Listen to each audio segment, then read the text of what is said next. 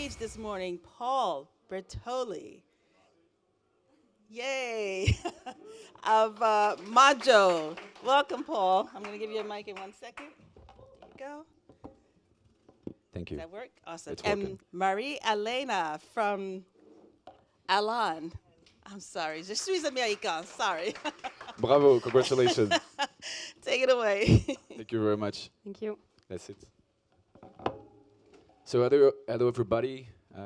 Happy to start this conference with you. I'm Paul, CEO of Modjo.ai. We're going to start by introducing ourselves with Marie-Hélène, and then we'll try to go into how AI can transform sales organization, and we'll try to be as concise, as more concrete we can, so giving you very clear use cases, because we believe this is what's missing with AI. It's a lot of talks, but less concrete. So let's start by introducing ourselves and deep dive into what we've been preparing. If you want to go ahead. So hi everyone, I'm Marie-Hélène working at Alan. So Alan, we are a health insurer, and more precisely, we are a health partner. I'm working in the RevOps community, so basically my job is to use everything we can to improve how sales work, productivity, and effectiveness. Amazing. So I'm Paul, CEO of Modjo.ai, a company I founded 4 years ago. So what we do, hi Stan, long time. So what we do, we basically in one sentence, we use AI to transform sales organization. We equip companies like Alan, Bouygues Telecom, Doctolib. One of the main use cases we've been applying to companies is really help them transform their productivity and their performances. So if I give you an example of a clear use cases, how it works, we transcribe calls, we transcribe video calls, we analyze the text, we also can integrate with emails. We analyze all the text, try to extract the key knowledge of the conversation, the interactions, and fulfill automatically, for example, the CRM. So it saves 4 hours per week per rep. So it's a massive transformation for companies like Alan. We help them monitor whether or not their sales methodology is being applied. So let's think about this. So many sales leaders are applying sales methodology, and it's hard to track whether or not the methodology is being applied. So it's a lot of transformation. And if we can start, I'd like to, before we go into the use cases, I'd like to understand, when did you start investigating on the AI? How did you manage the organization at Alan? How did it started? Yep. So we started about 1 year ago, and it started from the top. So mostly from Jean-Charles and Charles pushing for all of the organization to use AI. And it was kind of a paradigm, because we started from the technology saying, this things is going to change the way we work. Guys, find out what will work for you. So we had a big push from there, and we also had a few tools available to everyone in the organization, mostly one called Dust. And the reason why we had like an official tool was to avoid unofficial trial, like people going on GPT and doing unsafe things. So because we all had access to this technology, we all started playing. And I would say the first 6 months in 2023 was really about playing, testing use case, seeing, okay, what could I do with that? A few sales doing like automating email generation, a few others testing meeting transcripts. And it was kind of unorganized, so it was just looking for something that could work. And then at the end of this 6-month period, at least in the sales organization, we had a stronger idea of where the huge potential, like the real time saving and the real productivity gain were, and not only we think it would be there. So early 2024, we had like a specific crew. A crew is like a team working on a project composed of several persons. So sales, sales ops, data engineer, or all the person you would need to build your project. And there we started with a real roadmap focusing on a few use cases that we estimate had a higher impact. And instead of using it on a platform like calling GPT or just discussing, we had this vision to embed it as much as possible in the sales tool, in the sales stack. And that's how we're starting more and more to deploy big projects. Yeah, and what I think is very interesting with Alan, so we are meeting a lot of companies. We have tech companies as customers. We have B2B companies that are not tech companies. They all speak about AI, and especially tech companies. But what I believe, the reason why I believe Alan is at the top of AI adoption is that look how they structured their team. They have a team dedicated. Marie-Hélène, that's her job. She's thinking of AI for sales on a day-to-day basis. Everybody is aware of this, so I think it's important. And can we elaborate, and can you give us some use cases where AI has been impactful? Yeah, so we had many now, but I think I will share two that are quite high level and not specific to Alan. The first one, and it's something also you look for in Modjo, is what we call account summary. So the objective of this project is for anyone who arrives on a deal in Salesforce, want to know what happened in the past. Either you are cold calling for the first time a customer, you want to know, did I already reach out to this like 1 year ago, 2 years ago, what happened? And only looking at the CRM is often not enough because the sales don't always put everything in the CRM. So the value added of using AI for that is that it would look in Slack, it would look in Google Drive, it would look in Salesforce, and it would in Modjo, all the meetings transcript we have, and it would create a summary of everything that happened there. And then we do a summary of what's really important for sales to know before cold calling. But then if you take the same account summary, you have a first call, a discovery call, a demo call, so you have more and more transcript in Modjo. And there you have the Deal Explorer, I don't remember the name. Deals. Yes. Feature in Modjo, where on top of this account summary, you also have all the transcripts from all meetings, and then you can start asking the AI, okay, but what are the pain points, who is the competitor, and you can just discuss.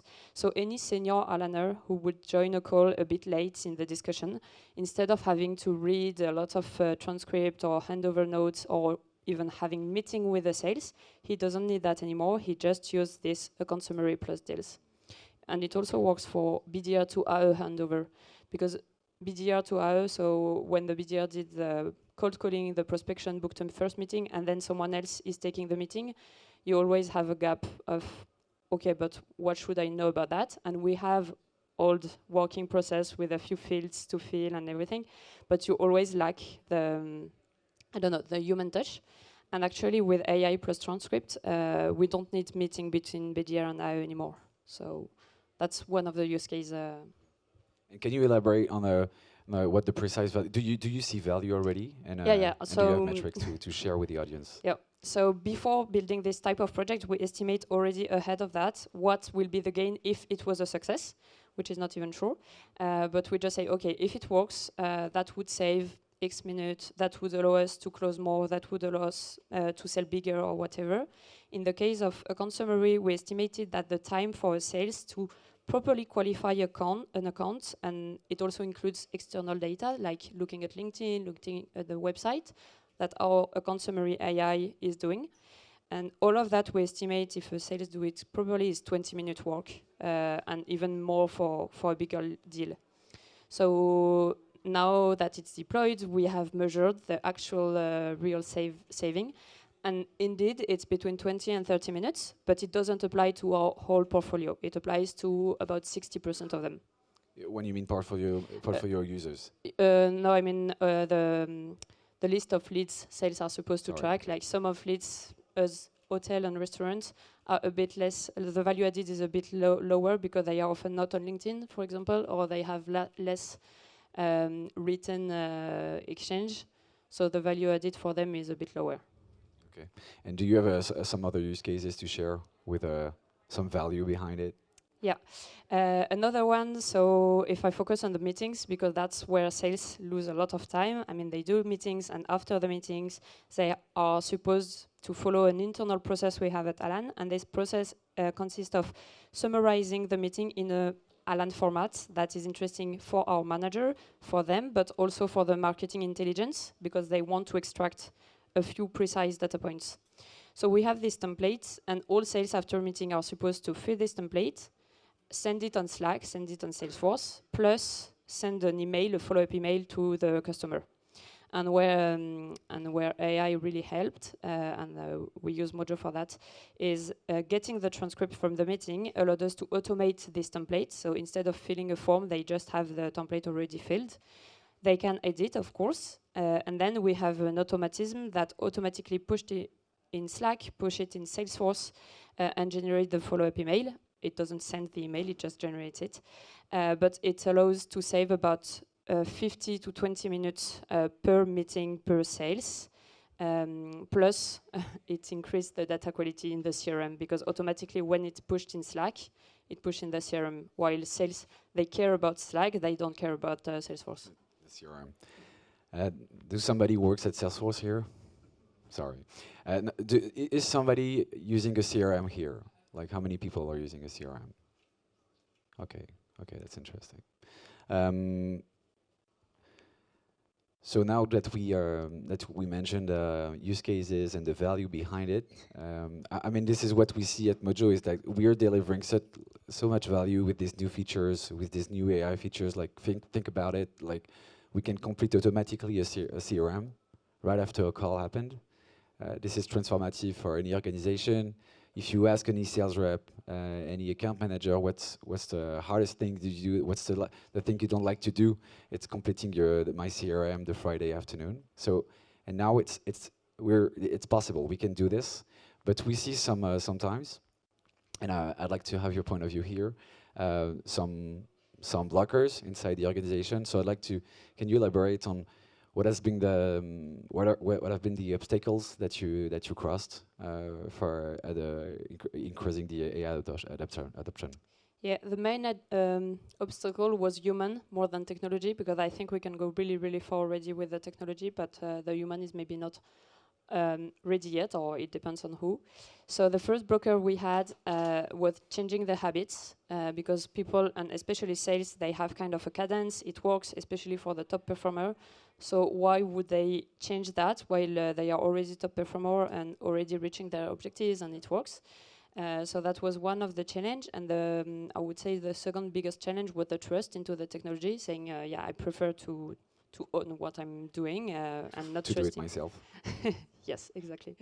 And how we overcome that, it kind of went on the go, but the first thing is we focused on one specific use case, and we really pushed it until the end to make sure it was really, really accurate. Like, we tried to reach 90% accuracy.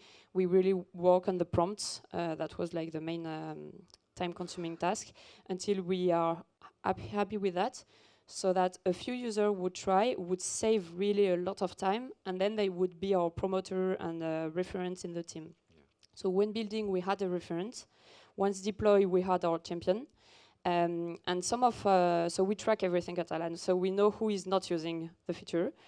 So I had a few coffee or sync with those persons, trying to understand why they were not using my amazing feature. So I shadow them, I understand them, and then we tried together using it. And once they've seen the value, like one of the detractor, I would say, we were analyzing a competitor contract, and I found in like 5 minutes that the option, like the health option, was not well designed. Like, it was super expensive for the value added, so it could do that in 5 minutes with AI. And she told me, I found the same, but during the full night, the night before. So she was amazed, and then she became a promoter, because she's seen the value on one use case. And then now when we push something new, she's more willing to try, because she thinks, what if it would be the same as the last time? Okay, so it asks a lot of human touch. Thank you for all these use cases, the value behind. Do you have other ideas, like what can be next for AI at Alan, and especially for the sales team?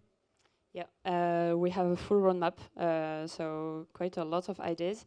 I think we can bucket them in two parts. The first one is what we are actually doing and keep doing, that is what we call sale enhanced. So it means you provide to sales more tools to be even more efficient and productive. And it doesn't just mean giving them tool in their actual process, but it's also redesigning some part of the process, because with AI, the process has to change. So an example on that could be how we build offer internally, how to better use AI to automate the offer building, how to use AI to automate the slide deck building, for example, or how to use AI to have live objection handling support during a call. That's the first part of the roadmap. And the second part of the roadmap, which is currently a bit more exploratory, is replacing sales. I mean, it's not really replacing because actually we will need them, but it's more replacing part of the sales funnel, most likely the top of the funnel, but it could be other one. You could already automate a large part of the outbound strategy. That's what Lemlist or La Grosse Machine are doing without AI first. Now they are embedding more and more AI. But I think with those type of vision plus AI, you can really go further in the automation. Yeah. Okay. So, and you said not replacing sales. What's Alan's vision? What's your vision on replace, like using, for example, AI for making calls? Well, that's a good example for BDR. So we are exploring this with them. And what we would love to reach at some point is them spending time only from the discovery meeting instead of cold calling and spending time with gatekeeper. So that's why it's not replacing them, but it's replacing the part of the job they are doing that actually they don't even like. So it's kind of a win-win, and because they are in the project with us, they are super promoter on this and helping us building this. Amazing. We are learning so many new things with AI. Even though we are an AI company, we are building tools so sales team can access to AI. We are learning with our customers every day. Like when we make calls with Alan, I'm learning new stuff, like how they apply AI for their teams. It gives a lot of ideas. So thank you very, very much for that. I think we've been asked so many questions about is AI going to replace sales? Our vision is, I think it's already done. So consider it the job done for the next 12 months. We're probably going to see great solutions replacing BDR calls, transactional, very transactional sales. So these are like one call closing. So what we believe is they are a great solution. They're going to improve, and probably the job is going to be done. That's our vision. What we believe is on the more complex selling side, so B2B sales with a lot of interactions where you need strong empathy, human touch. It's going to be hard to replace these jobs because we know now the power of AI, but we also know the limits and how it lacks of a critic spirit, esprit critique. Sorry if I don't have this word in English. Yeah, it lacks decision making, planning. So we think it's going to be hard for AI to replace it. It's not going to be hard. It's going to be impossible to replace complex selling.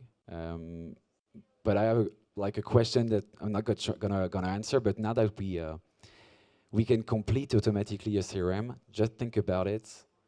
This brings a lot of value. 4 hours per week per rep, so a lot of value. But think about, so you raised your hand saying that you have a CRM. What can be done with a CRM that is full of information? Just think about it. And when I say that we are learning new stuff because we try to learn together, there's so many stuff that can be done. Like opportunities can move from step 1 to step 2 automatically. I'm a BDR. I booked an opportunity. I can hang up, and boom, the opportunity is created automatically on HubSpot. It takes 10 minutes per opportunities. This is really where we believe the transformative gain of AI lies. We believe that the transformation of companies is really here. It's great to complete CRM, but think of what can be done above this. And I don't have all the answers, but think about it. Think about marketing automation. We have the content of the last call. Maybe we can customize the marketing automation based on what was said on the last call. So many new stuff, very exciting, and where we believe the innovation are going to be focused on the next 2 years. So thank you very much for being here. Thank you, Marie-Hélène, for being such a great customer. Thank you. Thank you very much. We really appreciate. I hope it was interesting. Don't hesitate if you have any questions, if you want to deep dive more into use cases. And thank you very much.